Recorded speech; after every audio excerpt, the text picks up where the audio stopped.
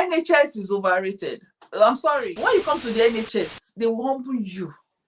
Because number one, you're coming as a band 5. Clueless band 5. If I had not moved all my property and moved away from where I was, I would have intended to go back to the care home.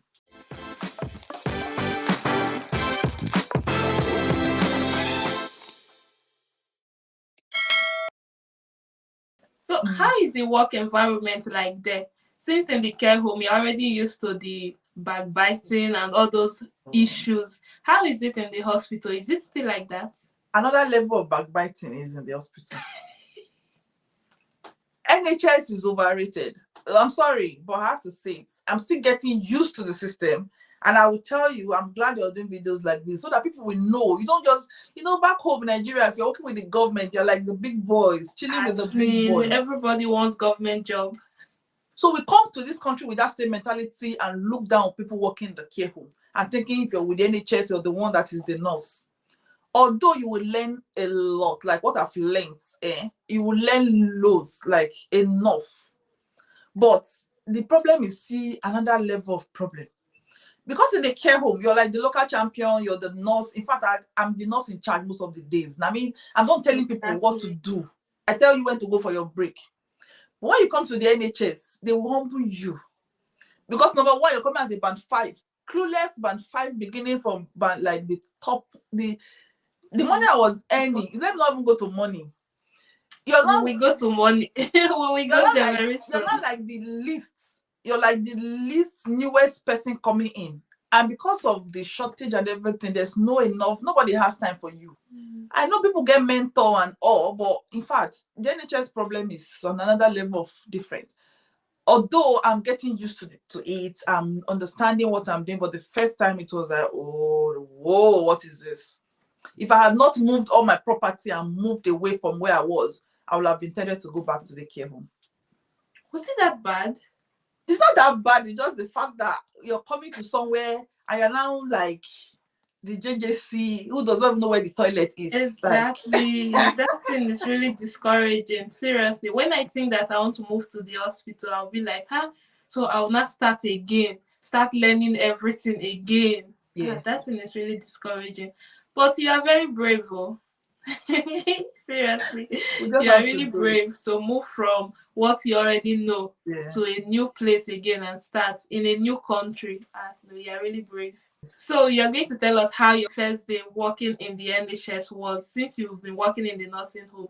Now imagine you just entered the NHS, the hospital, you just went in. Like, how was your first day? Were you just I don't know what this equipment is, but I'm going to keep quiet and see. Did they attach any mentor to you? Like a preceptorship program, something like that? Do they have anything like that? Yeah, so personally speaking, for me, I didn't have a mentor, but I had an educator. There's a band 7 who is a renal educator. So she teaches every new start, medical students, nurses, anybody that just comes in. So that was what I had. So I had a renal educator who was with me the first day to say, okay, this is what we do, this is what we don't do.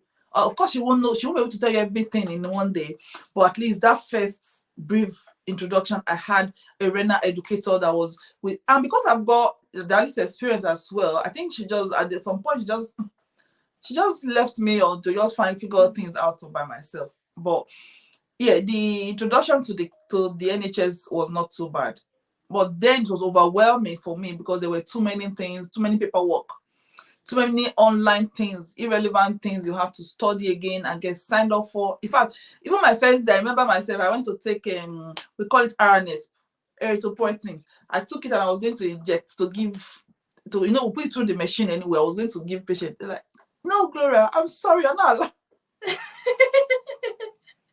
Something that you already know how to do before. You're not allowed until you get signed off. You need to go and do safe medicates. They will have to enroll you. You go for the course. You will do the first formative assessment. You do the summative. If you now pass 100%, you have to have 100% before you then. It's not like in a nursing home that we are just doing everything on our own. You say a resident wants to have is supposed to have subcute fluids and you've never done it before, you call the district nurse and the district nurse will just explain on the phone, just do it like that, do it like that, and then you just have to do it. You know, there was somebody that actually used YouTube video to fix a subcute fluid. Yeah, I heard of that in a nursing home. Like, that is never going to happen in the hospital. No. In the hospital, they will be looking at you. If you try it, they will go and report you. They will smile. Oh, I didn't do it from YouTube. Well done, you. Good job. And they will go and report you. No, it's not as if they knew. She was in the treatment room. I think she did it codedly. I don't know. She just watched it as if she didn't know how to do it anyway. So she watched it, had an idea, and just went. Then did it. And she was even lucky. She just did it and it went through. Yeah, so you have to go through, you have to get signed up for almost everything. You have to, and they will teach you. Online, they will call something called TURAS. You have to learn and read and pass everything before you're allowed to do. Even the first, I think 1 month, I was not allowed to give IV until I passed that exam. And you're just looking at them, you can't even to start to even connect dialysis patients. I have to get 10 observed practice. They have to sign me off before I was allowed to do anything. So I'll just treat it as if I kind of like it too. Seriously. I like it. You will learn a lot. Yeah, you will. That's true. What about the case of reporting? Like, let's say somebody commits a medication error. Is it the same way it is in a nursing home? Like, in a nursing home, any small issue, it gets reported to the manager. Anything that is not even worth reporting just gets reported. But in the hospital, is it like maybe they can just solve some things in-house? They don't really have to escalate it too much. Does it work like that in the hospital? I understand what you're saying. So for me, it may be a little bit different from those who are going into the ward. Because if you're going to the ward, you're dealing with more medications, more IV, you're dealing with people who are more critically ill.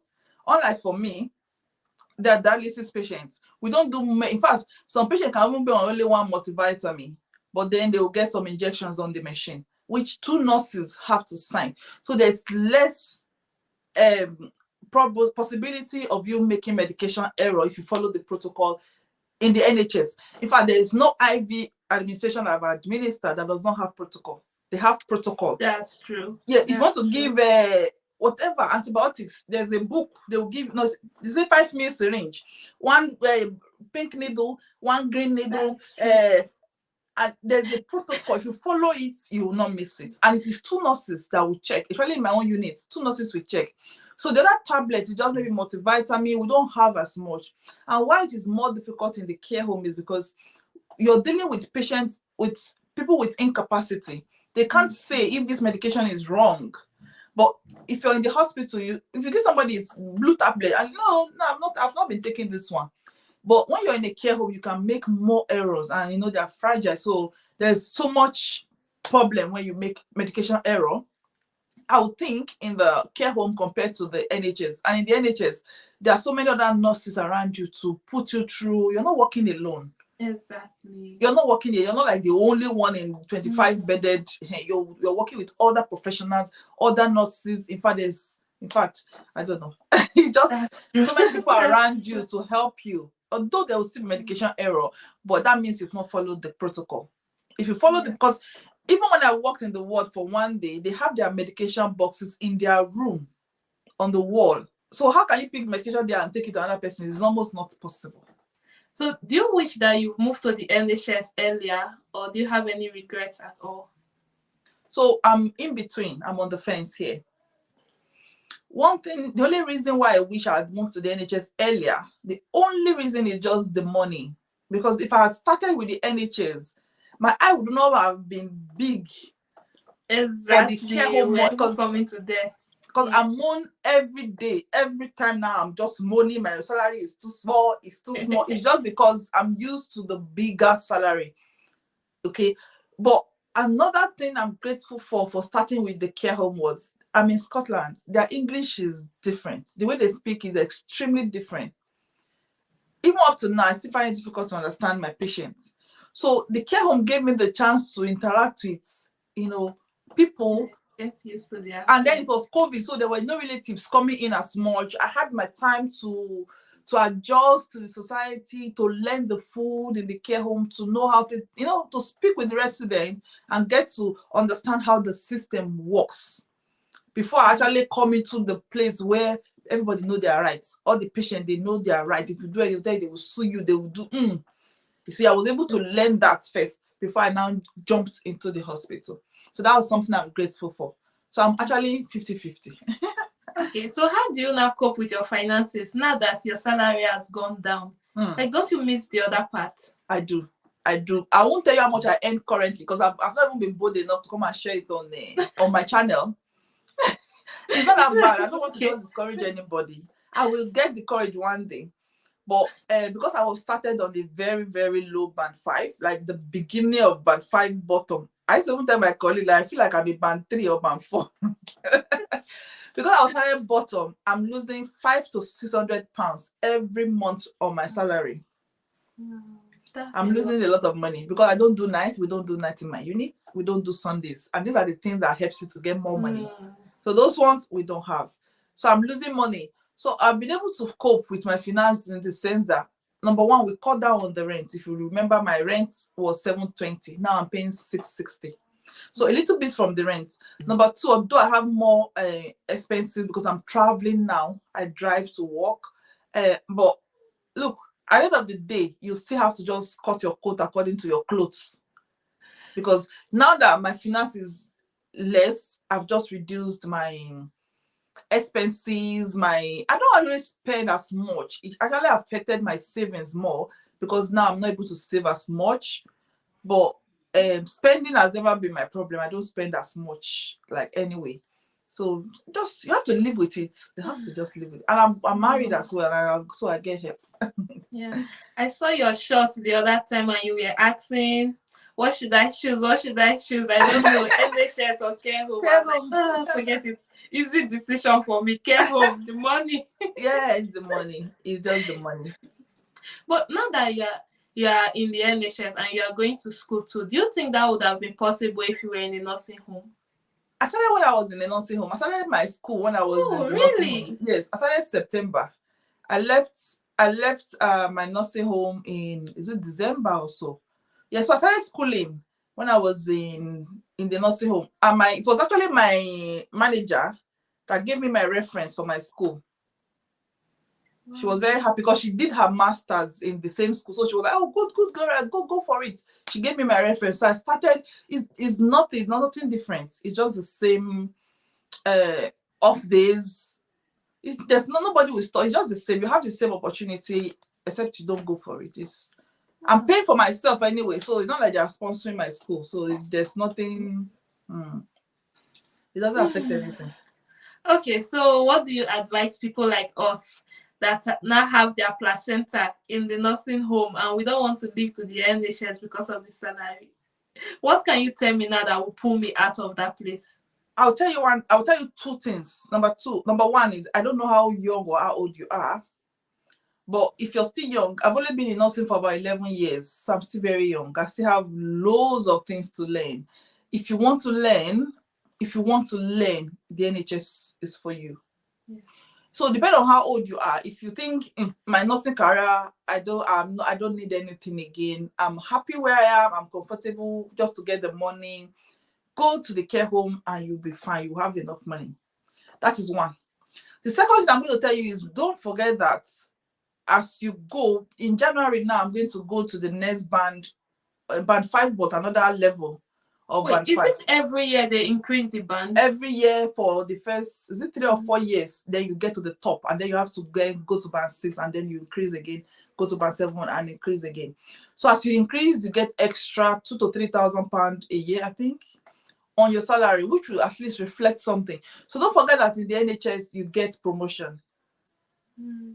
But do you think they do like preferential treatment there, where they want to give the promotions to their own people first before? Yes. I would say that's a factor, but then it is not like it's not doable, because I've seen, even on YouTube, on TikTok, I've seen so many people who went for it. They're black skin and they got it. I had recently in my units, 2 people, one Spanish and one Scottish, went for interview, the same band 6, and they gave the Spanish girl because she was able to prove herself. So the thing is, wherever you are, be able to prove yourself. Have what it takes. And I always say, let opportunity meet preparation. Don't limit yourself, although it is difficult. Okay, if you're just a general nurse or you're a BSc nurse and you have come to the unit, what have you added to yourselves for the last 4 years that is making you apply for that band 6? What do you have? What have you done? What courses have you done on? What have you done to improve yourself? Have you been able to prove yourself on the field? And when you get a job, do you think you're able to do it? If you have those skills, I don't think anybody will stop you. I don't know, but that's how I think anyway.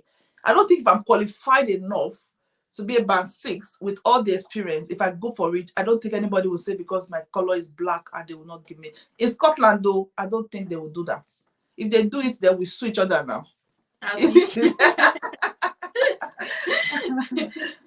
All right, thank you so much. If we have any questions, I'm going to drag you back to answer them. That's fine. So guys, thank you for watching this video to the end. Don't forget to check out Gloria's channel. I will leave the link in the description box. So guys, thank you. Till next time. Thank you. Bye. Bye.